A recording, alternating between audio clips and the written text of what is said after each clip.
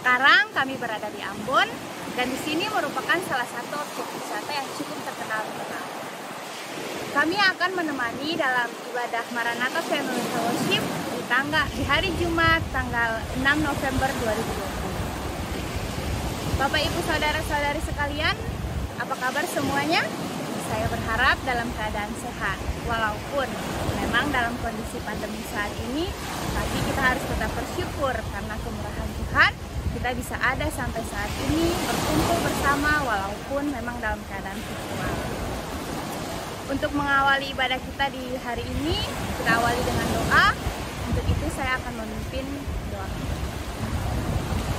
Syukur dan terima kasih ya Tuhan atas hari ini, berkat dan kemurahan-Mu kepada kami sudah dapat berkumpul di sini. Sekarang kami akan memulai ibadah Maranatha Family Fellowship. Tuhan Yesus memberkati dari awal pertengahan hingga akhirnya, mau jadi dalam nama-Mu. Inilah doa kami ya Bapa. Haleluya. Amin. Bapak, Ibu, dan saudara-saudari yang dikasihi Tuhan, ibadah hari ini akan dilayani dengan judul Kedatangan Tuhan dan Penantian Kita. Tentunya sikap kita untuk menanti kedatangan Tuhan harus dengan bersukacita, iman yang penuh kepada Tuhan, dan harus tetap bersyukur. Untuk itu, mari kita menyanyikan lagu Segala Puji Syukur.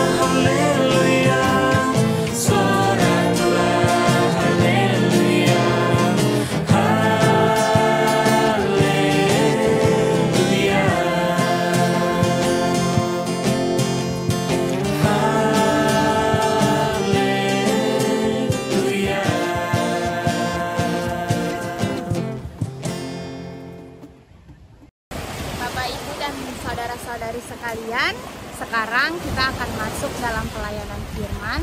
Untuk itu, mari kita siapkan hati dan pikiran kita dengan menyanyikan lagu Selidiki Aku.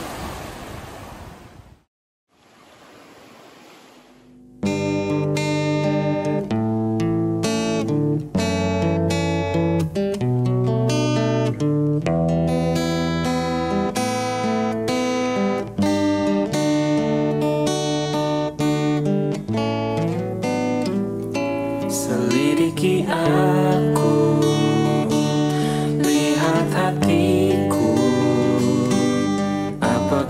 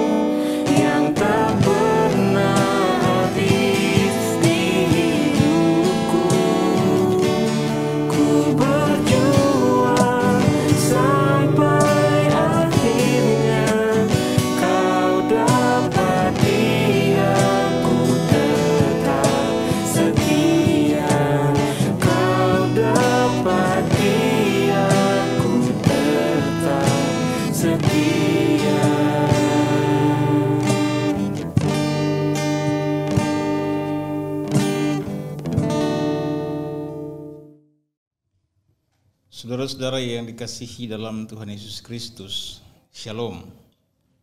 Atas nama Gereja Protestan Maluku, kami berterima kasih sebab melalui Maranatha Family Fellowship hari ini, kita bersama-sama berbagi tentang firman Tuhan dalam ibadah yang kudus ini. Kita akan berusaha merenungi tema kedatangan Tuhan dan penantian kita, sebagaimana tertulis dalam Wahyu pasal 22 ayat 1-9. Karena itu mengawalinya, saya mengajak kita untuk berdoa bersama. Mari kita berdoa. Kepadamu ya Tuhan Allah, kami mohon, berikanlah kami Roh Kudus, supaya kami mampu memahami firman-Mu dan selalu dikuatkan untuk hidup menurut kehendak-Mu. Dalam nama Yesus kami berdoa. Amin. Wahyu pasal 22 ayat 1-9, firman Tuhan begini bunyinya. Lalu ia menunjukkan kepadaku sungai air kehidupan yang jernih bagaikan kristal dan mengalir keluar dari takhta Allah dan takhta Anak Domba itu. Di tengah-tengah jalan kota itu, yaitu di seberang menyeberang sungai itu, ada pohon-pohon kehidupan yang berbuah 12 kali, tiap-tiap bulan sekali, dan daun pohon-pohon itu dipakai untuk menyembuhkan bangsa-bangsa. Maka tidak akan ada lagi laknat. Tuhan Allah dan takhta Anak Domba akan ada di dalamnya, dan hamba-hambanya akan beribadah kepadanya, dan mereka akan melihat wajahnya, dan namanya akan tertulis di dahi mereka. Dan malam tidak akan ada lagi di sana, dan mereka tidak memerlukan cahaya lampu dan cahaya matahari, sebab Tuhan Allah akan menerangi mereka, dan mereka akan memerintah sebagai raja sampai selama-lamanya. Lalu ia berkata kepadaku, perkataan-perkataan ini tepat dan benar, dan Tuhan, Allah yang memberi roh kepada para nabi, telah mengutus malaikatnya untuk menunjukkan kepada hamba-hambanya apa yang harus segera terjadi. Sesungguhnya aku datang segera. Berbahagialah orang yang menuruti perkataan-perkataan nubuat kitab ini, dan aku Yohanes, akulah yang telah mendengar dan melihat semuanya itu. Dan setelah aku mendengar dan melihatnya, aku tersungkur di depan kaki malaikat yang telah menunjukkan semuanya itu kepadaku untuk menyembahnya. Tetapi ia berkata kepadaku, jangan berbuat demikian. Aku adalah hamba, sama seperti engkau dan saudara-saudaramu, para nabi, dan semua mereka yang menuruti segala perkataan kitab ini. Sembahlah Allah. Demikianlah firman Tuhan. Saudara-saudara yang dikasihi dalam Tuhan Yesus Kristus, saya mau berusaha berbagi makna tema kedatangan Tuhan dan penantian kita dari dua terminologi yang biasa digunakan dalam komunikasi antar orang di Maluku atau di Ambon.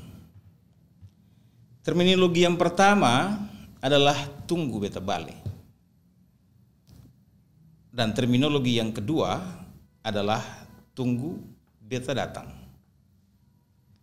Dua terminologi ini secara lazim mungkin bisa dipahami memiliki makna yang sama, tapi jika ditempatkan dalam konteks orang-orang yang berbicara, kedua terminologi ini punya makna yang sebenarnya berbeda.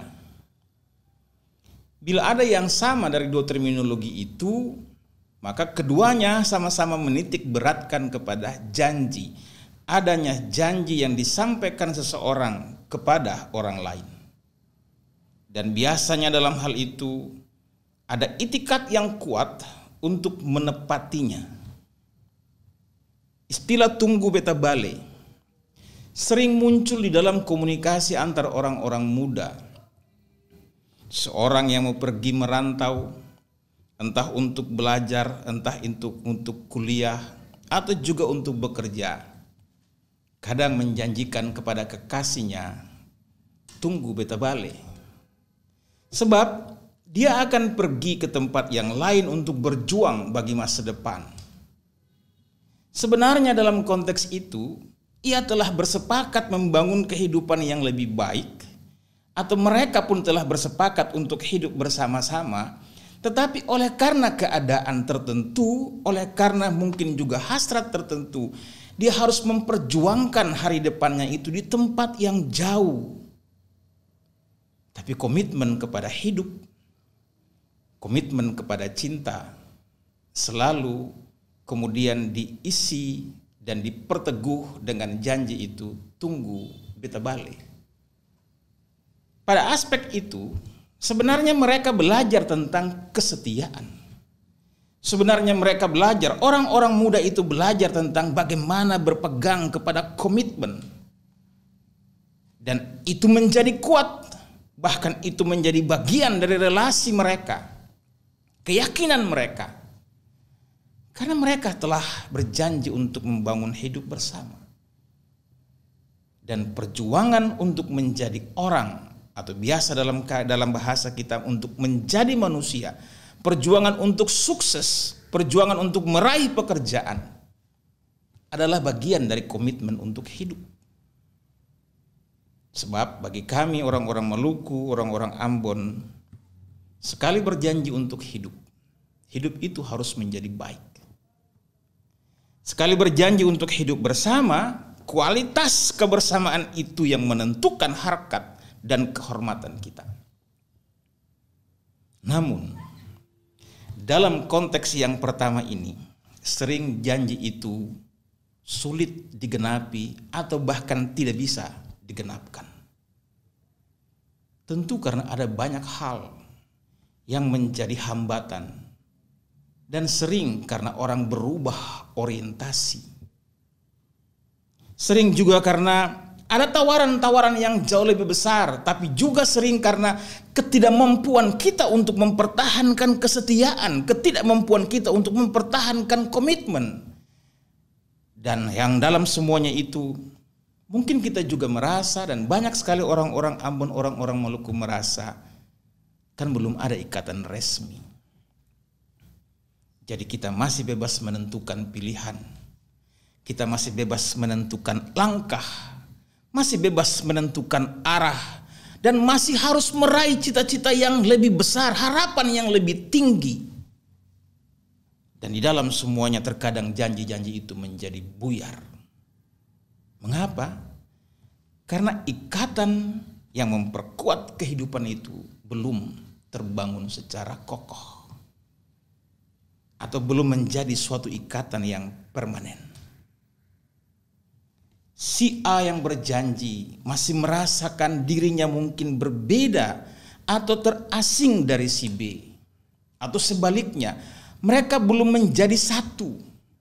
Sehingga aspek saling menerima, aspek saling mengakui sebagai bagian dari komitmen hidup bersama itu belum terlembaga secara permanen.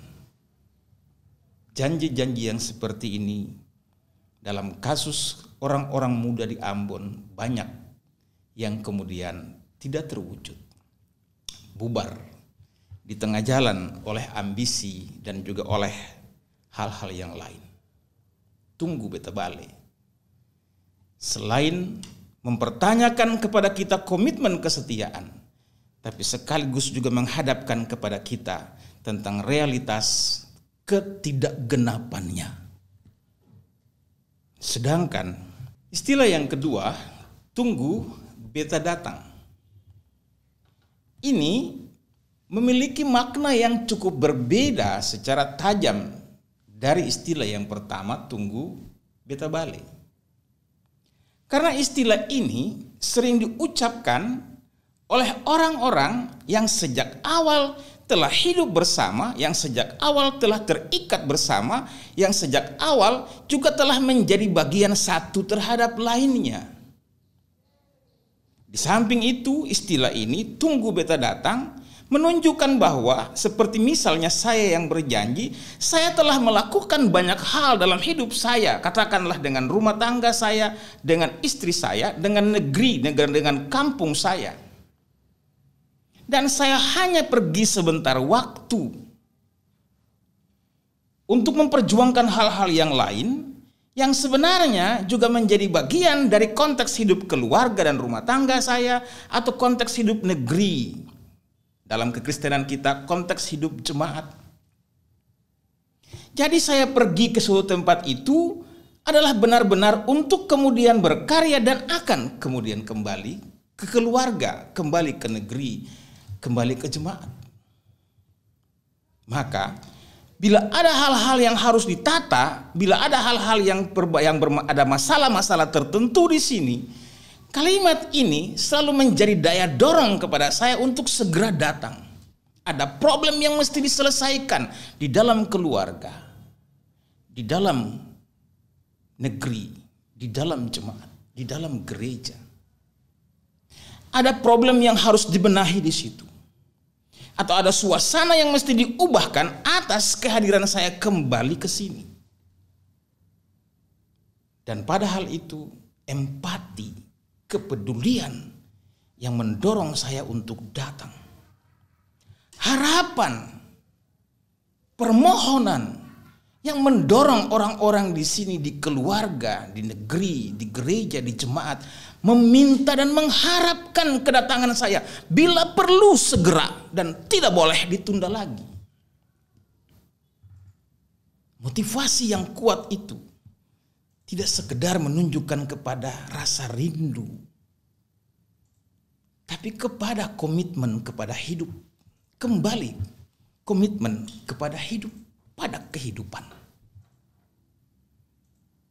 Dan untuk itu, atau itu terjadi oleh karena hubungan awal yang telah terbentuk di antara kita itu tidak bisa diputuskan, tidak bisa dibatalkan. Tidak boleh dibiarkan terombak, tidak boleh dibiarkan hancur, tidak boleh dibiarkan retak. Karena ini hubungan yang permanen, ikatan yang permanen yang harus dijaga, yang harus dipelihara. Sebab dari ikatan itu kita hidup, dan hidup kita menjadi bermakna seorang akan lainnya. Dua istilah itu, Bapak Ibu, saudara-saudaraku yang Tuhan kasihi, perlu pula kita tempatkan kini dalam pemahaman kita tentang kedatangan Tuhan, tentang parusia.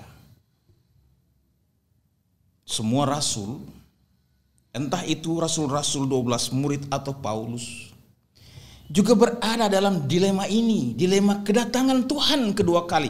Kapan ia datang lagi? Mereka menjanjikan suatu masa, tapi suatu masa itu kapan? Dan umat yang bergelut dengan hidupnya bertanya-tanya terus, kapan waktu Tuhan tiba lagi? Kapan Tuhan datang lagi? Kapan Yerusalem baru terwujud lagi? Kapan langit dan bumi yang baru itu terjadi di tengah-tengah hidup kita? Apakah di masa ini? Ataukah kami masih harus menunggu lagi? Parusia atau kedatangan Tuhan merupakan salah satu konsep kunci di dalam keagamaan ketika kita berbicara tentang keselamatan, baik hidup kita kini maupun di surga, atau baik hidup kita di bumi maupun di surga. Parusia selalu menjadi sesuatu ajaran yang sangat penting, yang karena itu membuat orang-orang merasa terikat dengan imannya, terikat dengan agamanya, terikat dengan gerejanya. Bahkan terikat dengan simbol-simbol keagamaan, simbol-simbol kehidupan itu. Saya tidak mempersoalkan apakah kita harus berbuat baik saat ini untuk masuk ke surga. Itu bukan konteks kekristenan kita.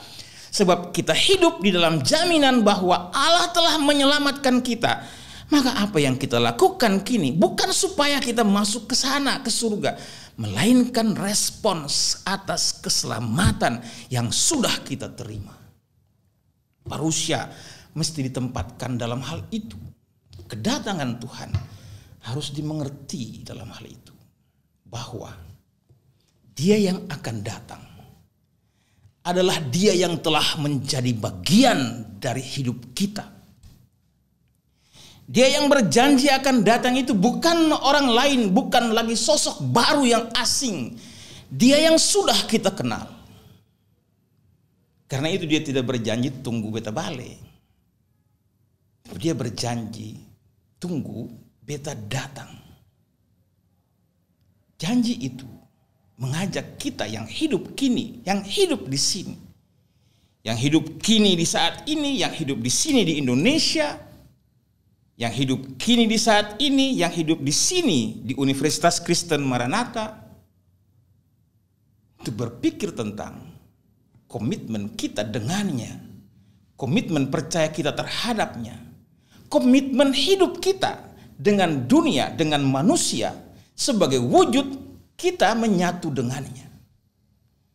Ibu bapak bisa membandingkan banyak ayat Alkitab, dan karena kita membaca kitab Wahyu, bisa memikirkan, bisa membandingkannya dengan Yohanes pasal 17, ketika Yesus menggambarkan kesatuannya dengan Allah sebagai yang tidak terpisahkan, dan dalam doanya Ia berdoa bagi kita yang tinggal di bumi, dan itu harus menjadi perspektif kita pun memahami janji kedatangannya di sini.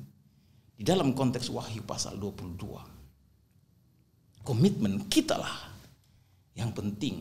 Sebab Dia yang berjanji akan datang itu pasti datang. Mengapa? Dia menjadi bagian kita di sini. Dia yang ada di surganya itu menjadi bagian hidup manusia di bumi, hidup ciptaannya. Sehingga kalau Dia mau memulihkan, tindakan itu pernah dilakukannya dalam sejarah hidup dunia dan manusia. Dan masih akan terus dilakukan olehnya. Sebab yang Ia lakukan dahulu dalam wujud penyelamatan kepada kita atas pengorbanan Kristus di salib adalah jaminan keselamatan kekal yang akan Ia kerjakan pula pada saat Ia datang kedua kalinya. Dia yang menjanjikan itu pernah berbuat di dalam sejarah dunia dan sejarah manusia.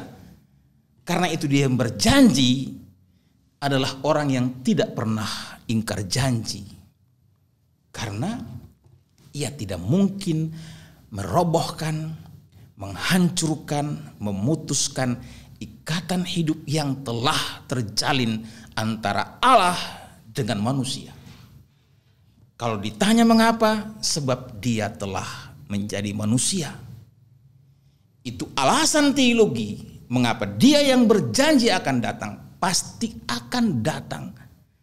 Sekali lagi, karena Dia telah menjadi manusia. Bisa dibaca dalam Yohanes pasal 16. Hal kedua yang penting kini kepada kita dalam konteks penantian kita, yaitu berbuat, bertindak, berkarya, bekerja, melayani, belajar, membentuk etika dan moral kita sebagai orang-orang yang melayani, membentuk etika kita sebagai mahasiswa yang sedang belajar, yang sedang berjuang menguasai pengetahuan dan teknologi. Soal kita di situ. Sambil sebenarnya mengikatkan diri kita langsung dengan Allah. Sebab dalam teks kita, saya mengajak ibu bapak membaca pasal 21 ayat 5, juga pasal 21 ayat 22. Saya membacanya di ayat 5 pasal 21. Dia mengatakan, lihat, aku menjadikan segala sesuatu baru. Di pasal 21 ayat 22 ditulis di situ, dan aku tidak melihat bait suci di dalamnya. Sebab Allah, Tuhan yang Maha Kuasa, adalah bait sucinya. Demikian juga anak domba itu. Karena itu dalam konteks penantian ini, kita tidak usah mengikatkan diri kepada simbol-simbol tertentu, termasuk dalam keagamaan kita, melainkan memusatkan diri kita secara langsung kepada Allah, memandang secara langsung kepada Allah. Itulah sebabnya dalam konteks penantian kedatangan Tuhan, kita harus membangun orientasi hidup yang kristologis, kristosentrik, berpusat kepada Allah, berpusat kepada Kristus. sambil memandang kepada Kristus yang telah mengerjakan pekerjaan-pekerjaan besar itu, kita menanti kedatangannya. Bahwa yang dijanjikan itu pasti dilakukannya karena ia pernah dan telah melakukannya. Itu maksudnya kita menanti dengan memusatkan hidup dan pikiran kita sepenuhnya kepada Kristus, memandang hanya kepadanya. Maka dalam teks ini penulis kitab Yohanes memberikan gambaran-gambaran yang liturgis sifatnya. Penggambaran yang liturgis itu ditunjukkan Yohanes di dalam ayatnya yang ke-8 teks kita. Bahwa dia melihat kehadiran Tuhan di tengah-tengah hidup, di tengah-tengah dunia, di tengah-tengah kita. Dan ia tersungkur di hadapannya. Ini adalah tindakan-tindakan liturgis yang mengajak kita untuk mari kita konsolidasi kembali iman kita dengan meningkatkan kualitas peribadahan kita kepada Allah.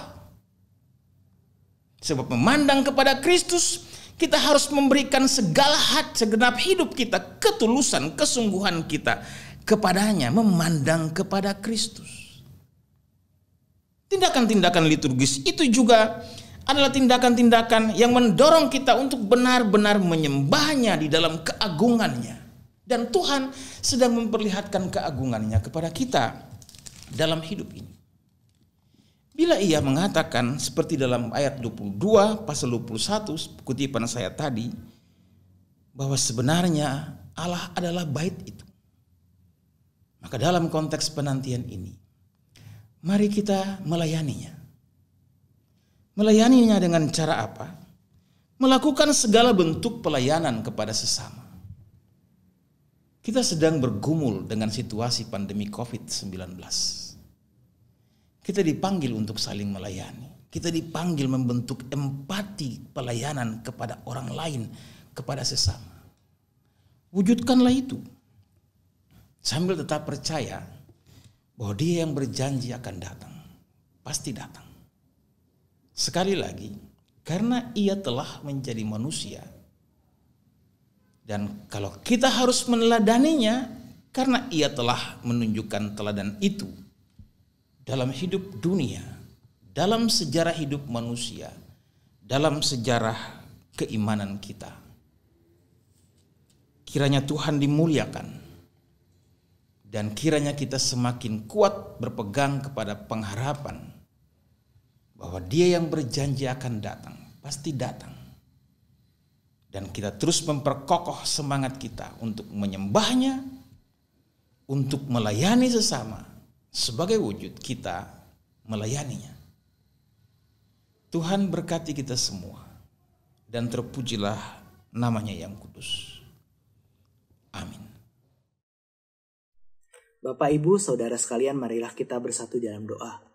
Ya Tuhan, Allah Bapa kami yang berada dalam kerajaan surga, terima kasih untuk waktu dan kesempatan yang Kau berikan bagi setiap kami. Tuhan, pada saat ini kami mau berdoa untuk Sivitas Akademika Universitas Kristen Maranatha. Kiranya Engkau yang pimpin, Engkau yang sertai, dan Engkau yang lindungi selalu dimanapun mereka berada. Kami juga mau berdoa Tuhan untuk Yayasan Perguruan Tinggi Kristen Maranatha. Engkau yang berkati setiap organ yang ada di dalam yayasan. Engkau juga berkati Tuhan setiap badan, lembaga, universitas yang ada di bawah Yayasan Perguruan Tinggi Kristen Maranatha. Engkau yang pimpin, Engkau yang sertai selalu Tuhan. Tuhan, kami juga berdoa untuk bangsa dan negara ini. Kiranya Engkau yang pimpin, Engkau yang sertai bangsa dan negara ini. Engkau yang jagai setiap kondisi keamanan, kondisi politik, ekonomi seluruhnya. Biarlah campur tangan-Mu Tuhan boleh terasa, boleh turut bekerja Tuhan untuk pemerintahan negara ini. Kami berdoa Tuhan untuk penanganan COVID-19 yang sedang berjalan. Kau yang sertai Tuhan, biarlah COVID ini boleh segera dapat diatasi oleh bangsa dan negara kami maupun oleh seluruh dunia. Tuhan, Engkau yang berkati juga Tuhan ekonomi untuk bangsa dan negara ini. Biarlah Engkau yang turut campur tangan di mana setiap kondisi perekonomian yang terjadi boleh tetap penyertaan-Mu ada di dalam setiap kami. Kau yang pimpin, Engkau yang sertai, biarlah apapun yang terjadi dengan kondisi negara ini, Engkau yang turut campur selalu. Kami juga Tuhan berdoa untuk rekan-rekan kami yang sedang sakit. Engkau yang jamah Tuhan, Engkau yang pulihkan kesehatannya. Biarlah mereka boleh segera dapat beraktivitas kembali. Kami juga berdoa untuk Pak Jeffrey dari Direktorat Keuangan. Engkau yang pimpin, Engkau yang sertai Pak Jeffrey dalam menjalani operasi yang akan segera dijalankan. Biarlah Engkau yang pakai tangan dokter untuk menyembuhkan, untuk memulihkan kesehatan Pak Jeffrey. Tuhan, pada saat ini juga Tuhan, kami berdoa untuk seluruh rekan-rekan kami yang berulang tahun di bulan November. Kiranya dengan pertambahan umur yang Engkau berikan pada mereka, mereka boleh menyadari bahwa hanya semata-mata karena pimpinan penyertaan-Mu saja Tuhan, mereka boleh berada saat ini. Dan kiranya Engkau yang berkati mereka lebih lagi Tuhan, di dalam kehidupan mereka, dan mereka boleh semakin merasakan kehadiran-Mu dan penyertaan-Mu. Terima kasih Tuhan, hanya dalam nama Tuhan Yesus kami berdoa. Amin. Bapak, Ibu, dan saudara-saudari yang dikasihi Tuhan, tadi kita sudah mendengar firman Tuhan yang dibawakan oleh Bapak Pendeta. Untuk itu bukan hanya kita sekedar mendengar, tapi kita bisa melaksanakannya dalam kehidupan kita sehari-hari. Ibadah kita akan segera usai. Sebelum kita masuk dalam berkat dan pengutusan, kita akan menyanyikan lagu dari NKI 238, Menanti Kedatangan Tuhan.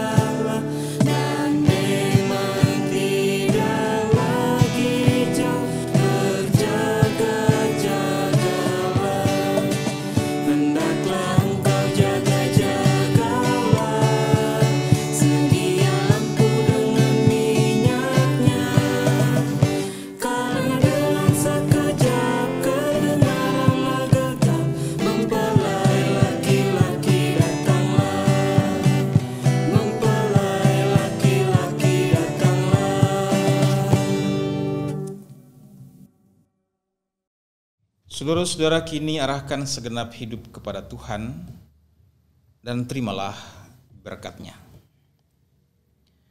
Tuhanlah penjagamu, Tuhanlah naunganmu di sebelah tangan kananmu.